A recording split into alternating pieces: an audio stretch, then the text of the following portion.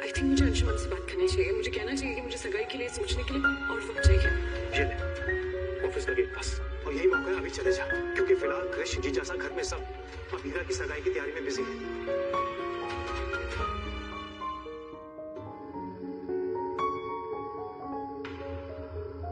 Move on करने का सोच लिया ना तूने, तो अब इतनी बेचैन क्यों हो रही है? चुपचाप बैठ के नोटिस खा। ईमान अब तक नहीं आया।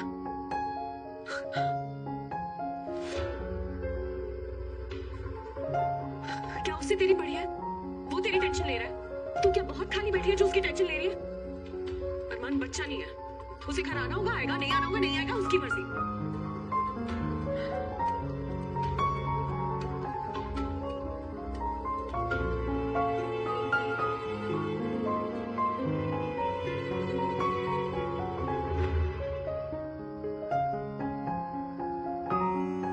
मैं खुश हूं कि तुम्हारी सगाई हो रही है।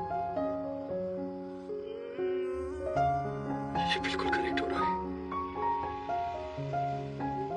मैं सच में खुश हूं। अंशुमन अच्छा आदमी है, इसीलिए तो सब चाहते हैं कि तुम दोनों एक हो जाओ। पर मैं आज भी तुम्हें चाहता हूं मीरा। अपना दिल किसी को दे रहा हूं,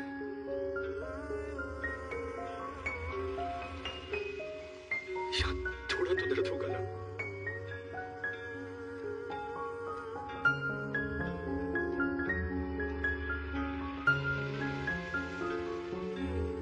तुम्हें रुलाकर ये आंसू मैंने खुद कमाया है।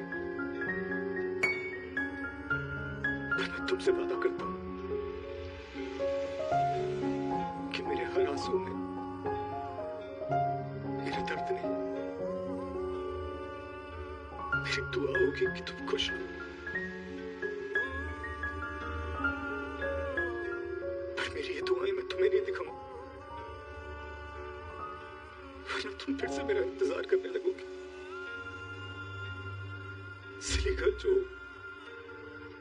मैं तुम्हारे लायक नहीं हूं अबीरा, पर मैं चाहता हूं कि तुम उसके साथ जाओ जो तुम्हारे काबिल हो, जो तुम्हें खुश रखे।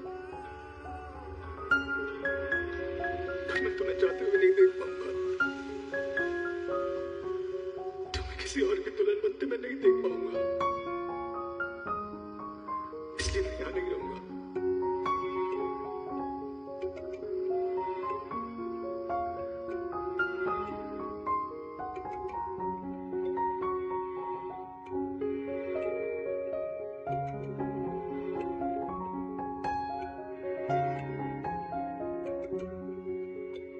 साथी रे थोड़ा ठहर जा, अभी रास्ते कुछ बदल से जाएंगे।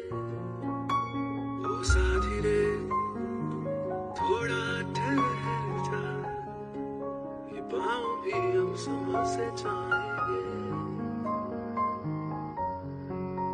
तो अभी भी उसके लिए रो रही है, आंसू बहा रही है, और वो तेरे साथ एक घर में भी नहीं रहना चाहता।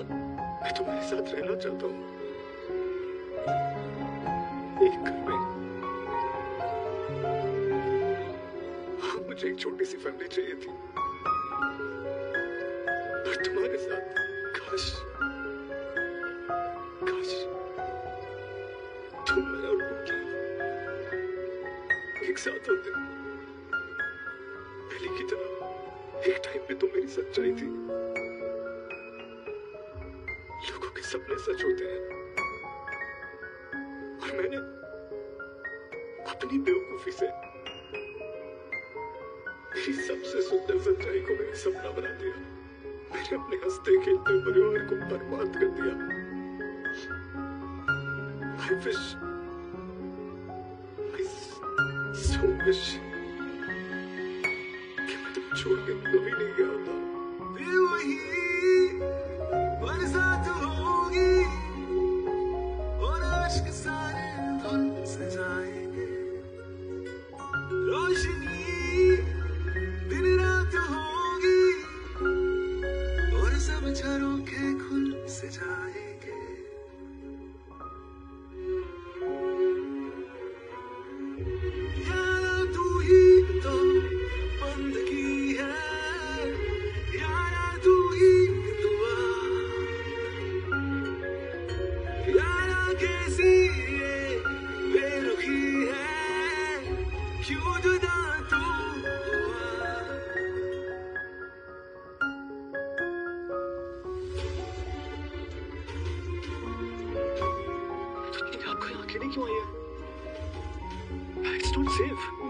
वापस आ गए हैं।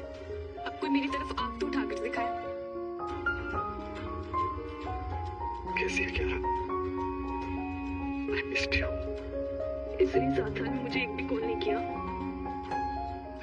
Sorry. I'm sorry. भाभी शादी करी इसलिए आप अपसेट हो ना? नहीं, मैं तो रहने दो, मुझे पता है आप अपसेट हो, लेकिन भैया आपने ये तो उसे छोड़कर चला गया था और उसे मूव ऑन करने का पूरे मिला के ये सब क्या लेकर घूम रही है? आयशा ने बताया कि आप घर नहीं गए, तो मुझे डाउट हुआ कि आप यहीं आए होंगे, इसलिए नई बेंच बनाने का सामान ले आए। बेंच मेरी तरफ से मेरे अपनों के लिए ट्रिब्यूट थी क्यारा, और अब मेरे अपने बच्चे ही कहाँ हैं? तो मैं क्या पड़ोसियों की बहन हूँ? आपकी लाइफ में मेरी कोई इंपॉर्टेंस नहीं है भैया। नहीं, तो ऐसा क्यों बोल रही है? तभी आप दोनों मुझे छोड़ के चले गए, पहले रोहित भैया फिर आप। शारुदी भी अभी से शादी करके अब्रॉड सेटल हो गई, आर्यन भी फर्दर स्टडीज के लिए बाहर चला गया। कृष भैया साथ है, पर सच को तो वो कृष भैया लगता ही नहीं है। मैं क्या कह रही हूँ, अब तो कभी कभी मैं खुद भी खुद को नहीं पहचान पाती भैया। आपके जाते ही हम घर के सारे बच्चे एकदम से बड़े हो गए भैया। हमारा हंसता गाता कोरस गैंग एकदम बर्बाद हो गया। You should be. आपके जाने के बाद ऐसा लगा जैसे 2 साल तक घर में किसी ने किसी से कुछ बात ही नहीं की है। हर कोने में सिर्फ चुप्पी थी। दादी साथ ताई साथ भाभी भी चले गए। आपको पता है मैंने कितनी बार इस एरिया से गुजरते हुए भाभी को देखा है। वो फूट फूट कर आपके लिए रोया करती थी, और उनको देख के ना मुझे भी रोना आ जाता था। और आपको पता है जब मैं उन्हें देखती थी ना, तो मैं चुपचाप साइड में बैठ जाती थी। उनसे जाके क्या कहती, क्योंकि किसी को पता ही नहीं है आपको कहाँ ढूंढे। भाभी ने आपके लिए खूब आंसू बहाए भैया, उन्होंने आपका बहुत इंतजार किया, लेकिन अब बस भाभी भी खुश रहना डिजर्व करती है। And I'm really sorry to say, but Anshuman भैया का हाथ थाम के वो बिल्कुल सही कर रही है।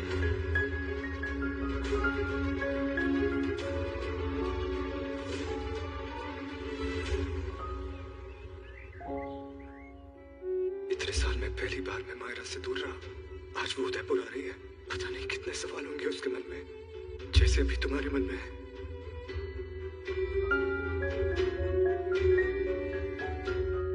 I'm sorry भैया, मुझे हमेशा इस बात का मलाल रहेगा कि मैं तुम्हें सच नहीं बता पाया। अपना मन हल्का करने के लिए ये सब मैं लिख रहा हूँ, और तुम्हें कभी भेज नहीं पाऊंगा।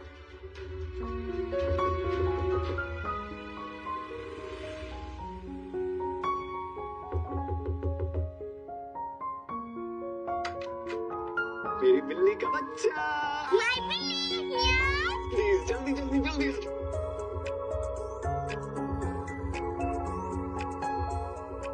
कितने दिन हो गए मैंने आपको नहीं देखा।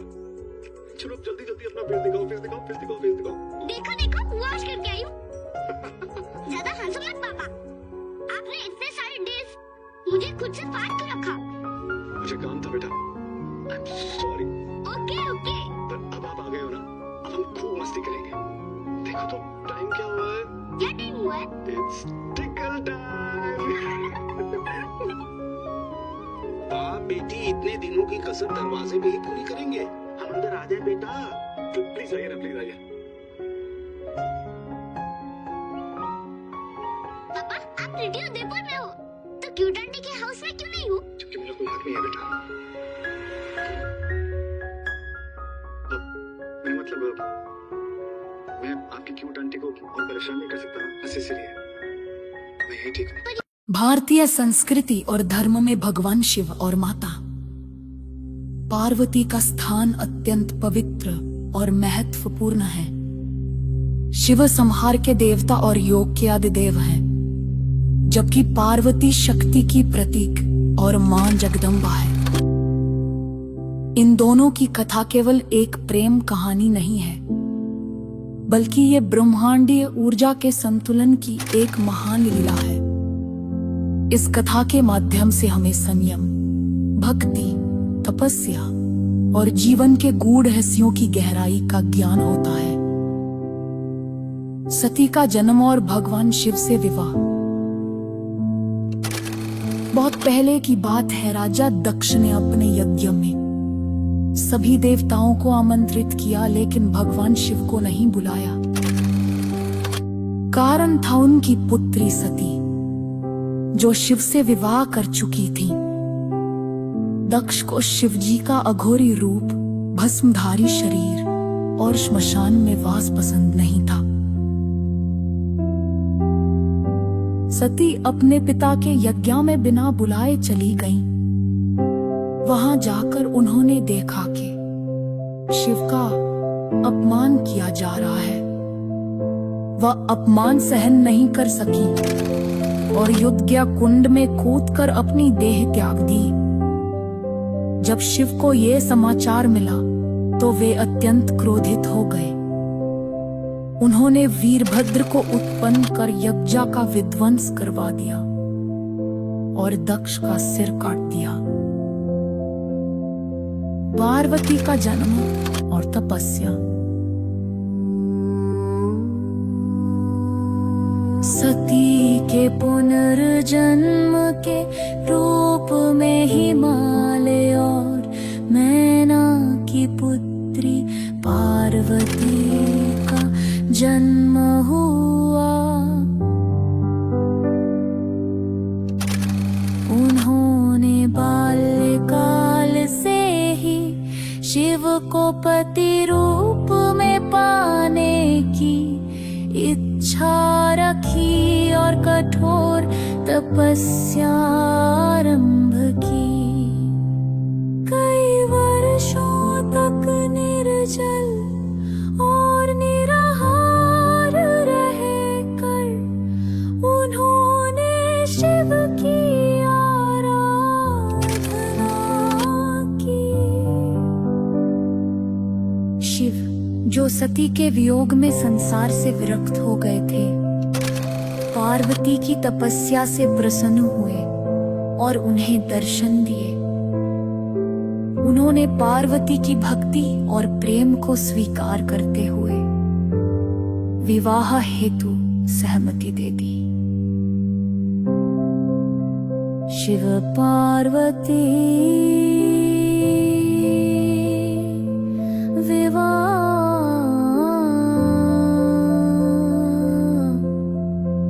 शिव और पार्वती का विवाह अत्यंत भव्य और दिव्य।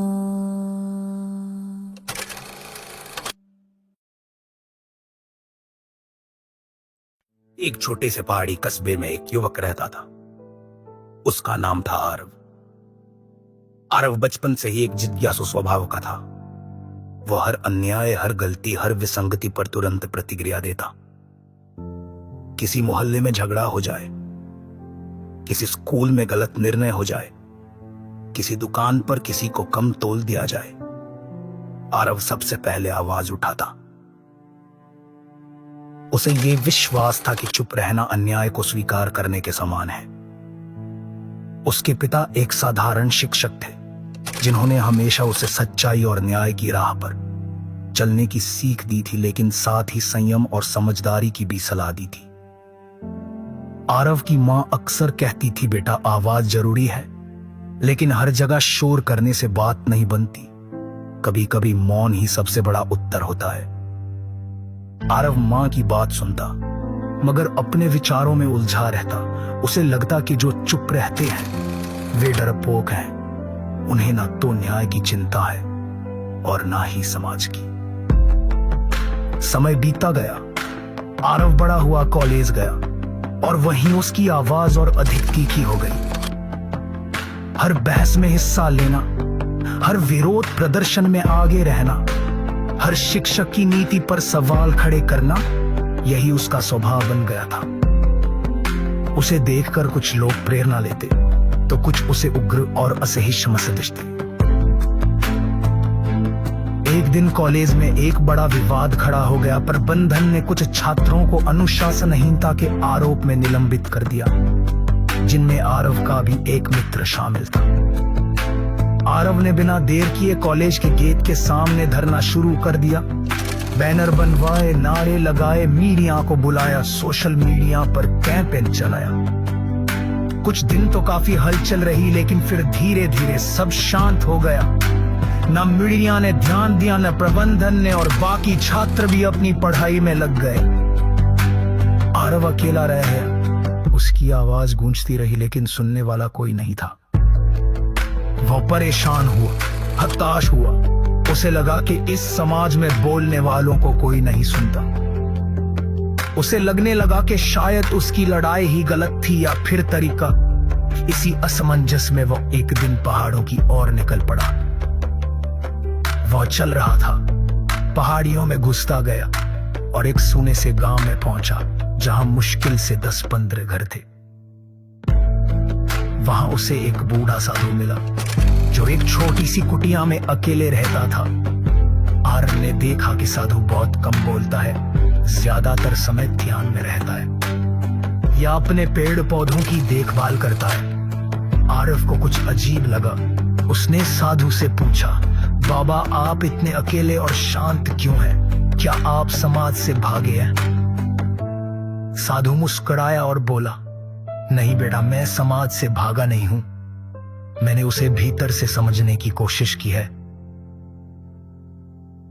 आरव चौंका, बोला, लेकिन बाबा जब हम आवाज नहीं उठाते तो गलत कैसे सुधरेगा? साधु बोला, बेटा कभी तुमने गहरे पानी को देखा है? वो शांत होता है लेकिन उसकी गहराई में बड़ी ताकत होती है। जब वो लहरें उठाता है तो किनारे बदल देता है। ठीक वैसे ही मौन का भी एक स्वर होता है जो केवल वही सुन सकता है जो भीतर झांकता है। आरव को साधु की बातों से कुछ समझ में नहीं आया पर वो वहीं रुक गया। दिन बीते, साधु के साथ रहने पर आरव ने ध्यान करना सीखा, खुद को सुनना सीखा और सबसे महत्वपूर्ण मौन में संवाद करना सीखा। उसे समझ में आया कि हर बात पर शोर करना जरूरी नहीं। कभी कभी सही समय पर सही शब्द और अधिकतर समय पर आत्मनिरीक्षण, यही सच्चा उत्तर है। एक दिन साधु ने कहा, बेटा अब तुम वापस जाओ, तुम भीतर से तैयार हो चुके हो। आरव वापस लौटा। कॉलेज में फिर से एक मुद्दा खड़ा हुआ था मगर इस बार वो तुरंत नहीं पहा। उसने पहले गहराई से सोचा, हर पक्ष को सुना और फिर शांत भाव से प्रबंधन से बात की। उसकी विनम्रता, उसकी तैयारी और उसकी शांति ने सबको प्रभावित किया। पहली बार आरव उसकी बात को रंगदरका से सुना गया और उस समस्या का हल भी मिल गया। लोग हैरान थे, वही आगस का सतह ने हर बात पर लारे आता था और अब एक शब्द कहे दिला सबका ध्यान खींच रहा था।